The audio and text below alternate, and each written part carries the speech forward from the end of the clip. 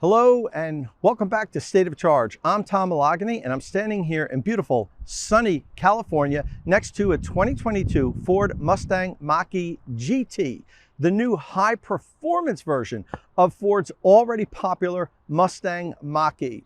This is a first drive event, so I'm going to have the opportunity to drive the new Mustang Mach-E GT and GT Performance. Yes, there's two new versions. We're going to be able to drive them on the track and also on the road, so I should get a good feel for how these new high performance versions of the Mach-E do. Well, then I'm going to do a walk around, explain the differences. I'm going to tell you what upgrades Ford put on these vehicles over the base Mach-E. I'm going to also talk to some Ford representatives, let them explain to me exactly what they did to make this vehicle so special. I'll then offer my final thoughts so you could decide if the new GT or GT Performance is the right electric vehicle for you. But first, don't forget, please click that subscribe button and ring the notification bell so you don't miss any upcoming content here on State of Charge. Okay, so let's do a little bit of a walk around now and we'll check out the features that are unique to the Mustang Mach-E GT and GT Performance. First thing you're going to notice is the new color. Ford is introducing Cyber Orange Metallic Tricoat and I think it looks awesome. You can also get the new Mustang Mach-E GT and GT Performance in Grabber Blue. Now that might not look completely unique to you because Ford did offer this on the Mach-E First Edition. However, it was only available on the First Edition and now they're bringing it back for the GT and GT Performance. The GT Performance comes with these 20-inch wheels, while these 20-inch wheels are standard on the Mustang Mach-E GT. You probably already noticed those red Brembo brake calipers. They are standard on both the GT and GT Performance. Both the GT and GT Performance come with 245/45 R20 tires. However, the GT comes with all-season tires from Continental, and the GT Performance comes with summer tires made by Pirelli. Both vehicles come with a slightly reworked front and rear end. As you can see, Ford calls this the carbonized gray grille, and it's different than the grille on the existing Mustang Mach-E's. That Mustang logo also illuminates. These are the seats that come standard in the GT. And the seats in the GT Performance are much more aggressive with stiffer side bolsters and shoulder supports. All right, so we're behind the wheel of the Mustang Mach-E GT right now. And the GT has 480 horsepower and 600 pound-feet of torque. That's up from the 346 horsepower at 428 pound-feet of torque of the regular Mustang Mach-E all-wheel drive. And you can feel it. When I step on it, it instantly throws you back into your seat, much more so than the standard Mach-E does. Now, the Mach-E all-wheel drive extended range battery pack is not a slow EV by any means. It goes 0 to 60 in about 5 seconds. But the GT drops that down to 3.8 seconds. And the GT Performance that I'm going to be driving next does it in 3.5 seconds. The interesting thing about the GT Performance is it has the same horsepower, 480 horsepower, as the regular Mustang Mach-E GT does. But it has 34 more pound-feet of torque, and that's just from software. There's nothing physically different about the motors. Speaking of which, the rear motor in the Mustang Mach-E GT and GT Performance is the same as the rear motor in the regular Mach-E. However, the front motor is different. It's more powerful, and that's where we're getting most of the extra power from, that front motor. Now, obviously, there's some software tuning that also added some power, but the big change is the front motor is more powerful. We're in a section here where we're doing some real winding roads, and the Mach-E is carving them up.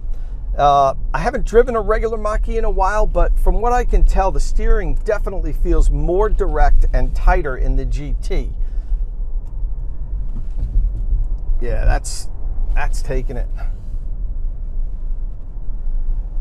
Now the GT that I'm driving now doesn't have the advanced damping system that the GT Performance is, so that'll handle even better. And as I said, I'm going to be driving that next. But the GT is no slouch in the curves. This definitely handles better than the standard Mach-E from what I remember at least. So we're driving the Mustang Mach-E GT Performance now. We already drove the regular GT. The Performance has the same amount of horsepower, 480 horsepower, as the regular GT, but it does have 34 more pound-feet of torque, 634 to 600. Ford says that the GT Performance will go 0 to 60 in 3.5 seconds, and the regular GT does it in 3.8. It's hard to tell the difference. This launches a little bit better, but to be honest with you, the GT felt just about as powerful as this. But where there is definitely a difference is in the suspension. The GT Performance has Ford's MagneRide sport suspension system with adjustable dampening, and it really makes a difference. Now, I commented that the GT actually handled better than a regular Mach-E, and it definitely felt like it did. But once I dropped into this Performance version, I can definitely feel it's even that much better than the base GT. It really carves up the turns. Steering is precise, almost no understeer or oversteer. I mean, I was taking the corners pretty hard, as hard as I could on these back roads, and the car was really just eating them up. I mean, this car wants to be driven. And don't forget, this is a crossover or a compact SUV. It's not a sports car, but it drives like a sports car. I mean, Ford really did a good job with the suspension. I have to give them credit. This is definitely 2 notches better suspension-wise than the base Mach-E. I mentioned earlier that both the GT and GT Performance have special seats. The GT's seats were fine. They were supportive, sporty, comfortable, but the GT Performance seats that I'm in now, they're in a different league. They have extremely wide side bolsters. They even have shoulder supports, and it really keeps you planted in your seat in the turns. These are really great seats for carving up winding roads. They really hold you in place. So I'm here with Leeway HO of Ford. He's a vehicle engineering supervisor. We're gonna have a little chat about the Mach-E GT and Mach-E GT Performance. So Leeway, tell me a little bit about what's so special about these two cars. Why are they better performance vehicles than the base Mach-E? All right. Well, when we created the Mach-E, we had a great platform to start with, right? We knew we wanted a 5-passenger battery electric vehicle that would live up to the Mustang brand heritage. And that was all about being fun to drive, right? So things like low center of gravity, great handling, nice torque split performance, those all contribute to the fundamental Mustang character. And for GT, we really wanted to amp that up all a bunch, right? So we added things like lowered ride height to help lower the center of gravity even more.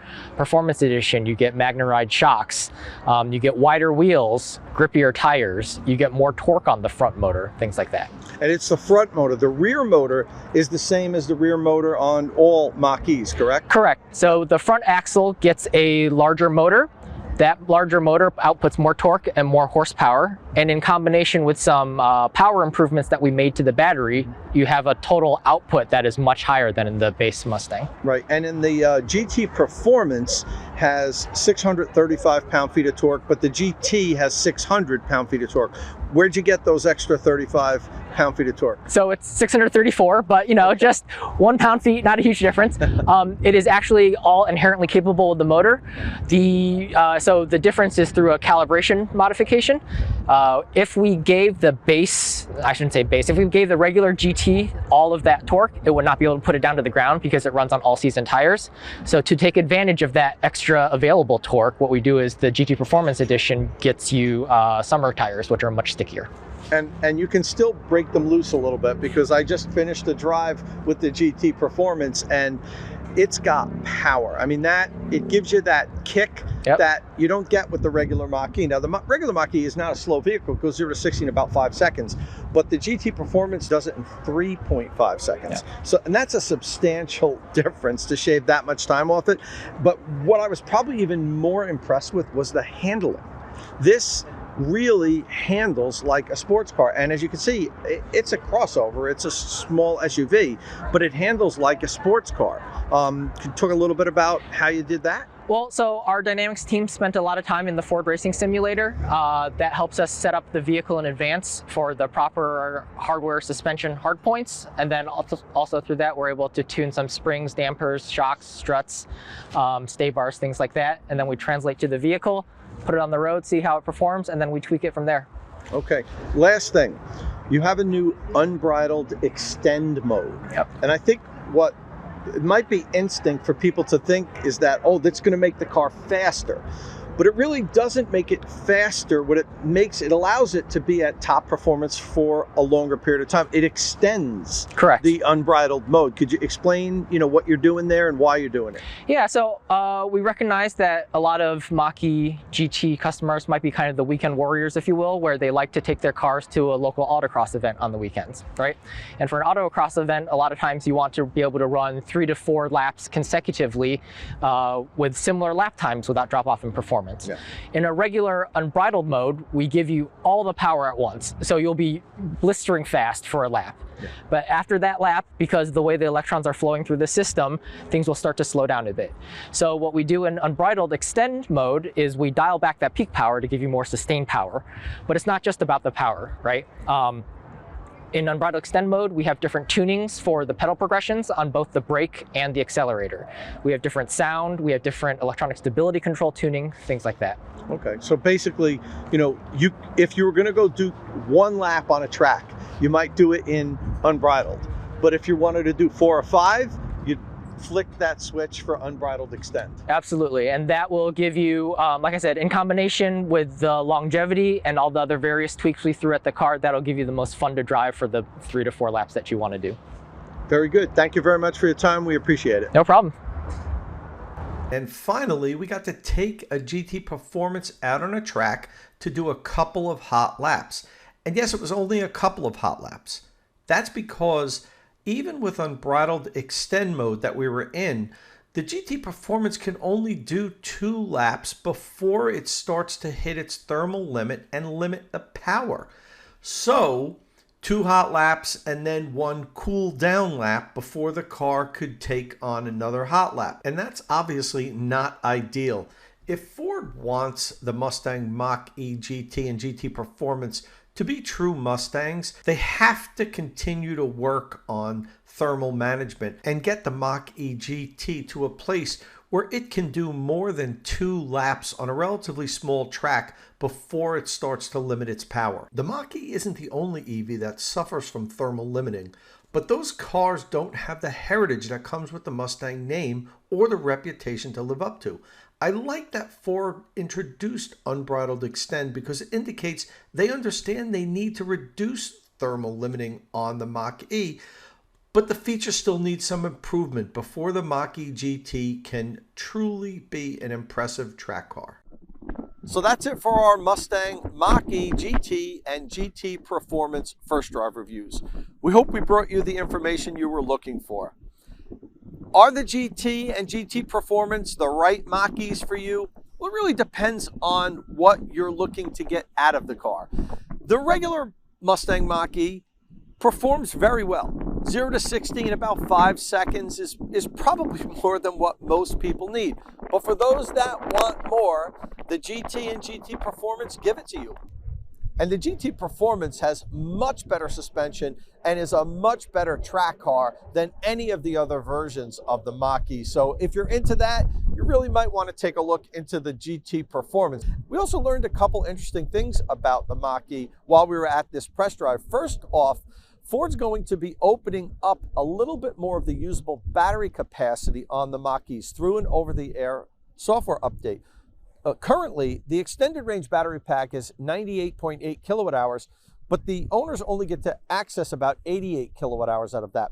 Ford's going to open up a little more and give you about 91 kilowatt hours. So that's going to add, possibly 10, 12 miles of range onto what already is a long range vehicle. They're also going to be tweaking the DC fast charge curve. Now, we've reported on Inside EVs and on my own channel, State of Charge, that the Mustang Mach-E will charge pretty well up to 80% on a DC fast charger, but then at 80% it drops off a cliff and it only charges at a rate of about 10 kilowatts. So it can take over an hour to go from 80% to 100%. What Ford's going to do is they're going to move that cliff from 80% to 90%. So they're going to let you charge really quickly up to 90% before it really begins to taper off. Now, most people never need to charge more than 80 or 90%, and definitely not to 100% on a DC fast charger when you're on a road trip, because typically you only need about 80% or 90% to get you to your next either charging stop or destination, because the Mach-E does have very good range. So it's important to note that although the DC charge rate falls off a cliff after 80% currently in the Mach-E's, most people won't have to deal with that. But Ford understands there were complaints, and they are going to massage that charging curve and allow a higher charging rate all the way up to 90% before it starts to taper off. Our advice always is, once you get to 80% or 85% on a DC fast charger, unless you absolutely need that extra range, unplug and move on, because at that point it's charging slowly. You're really not getting a lot of value out of the time that you're waiting at the DC fast charger. Well, that's it for our Mustang Mach-E GT and GT Performance reviews. Thanks for watching. Don't forget, click that subscribe button and ring the notification bell so you don't miss any upcoming content here on State of Charge.